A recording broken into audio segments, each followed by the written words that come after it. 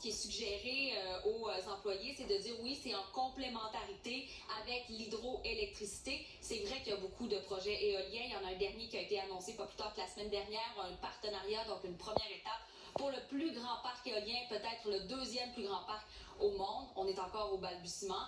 Donc, on entend toujours des réactions du côté d'Hydro-Québec, à savoir pourquoi est-ce qu'on va de l'avant avec ce petit document et pour des spécifications pour la hausse des tarifs d'électricité à 3 %. Voilà, Michel. Merci beaucoup, Claudie.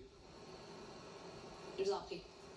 Vous savez, le gouvernement de la CAQ parle beaucoup de création d'emplois, parle beaucoup de projets de développement. On pense par exemple à la filière batterie. Mais dans les faits, la CAQ a surtout créé des emplois dans la section, dans le secteur public. Et c'est l'ami Michel Girard qui nous dit ça, qui dit notamment que sur l'ensemble des 261 300 emplois qui ont été créés au Québec depuis la CAQ est au pouvoir, 64% sont des emplois sont dans le secteur public. On retrouve tout de suite Michel Girard avec nous. Michel, salut, merci d'être là.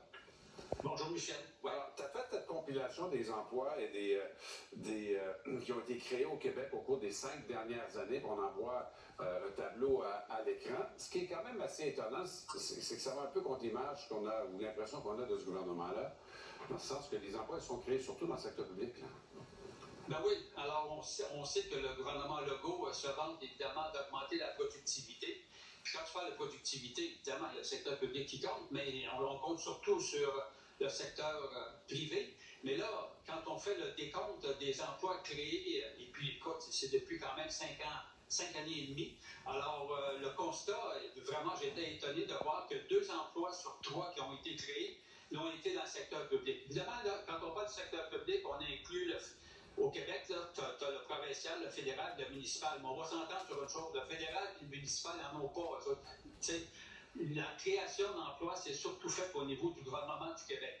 Bon, alors, là, quand on fait le décompte puis on va dans le détail, là, on se questionne où les emplois ont été créés. Bon, selon le décompte, basé évidemment sur les données de Statistique du Canada, on se rend compte que dans les soins de santé et l'assistance sociale, augmentation quand même de 68 500 emplois de plus sur 5 ans.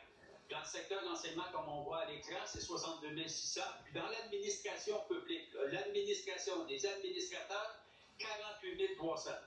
Moi, pas quand de questions à poser dans le secteur de la santé, dans le secteur de l'enseignement. On sait qu'on en a besoin. Ben ouais. Et tant mieux. Ce qu'on ne sait pas, évidemment, c'est est-ce que c'est surtout des emplois de première ligne qui ont été créés, ou bien si là-dedans on compte beaucoup d'administrateurs. Bon, l'histoire ne le dit pas, les statistiques ne le révèlent pas. Mais ce qui m'a frappé surtout, c'est les 48 300 emplois de plus dans le secteur de l'administration.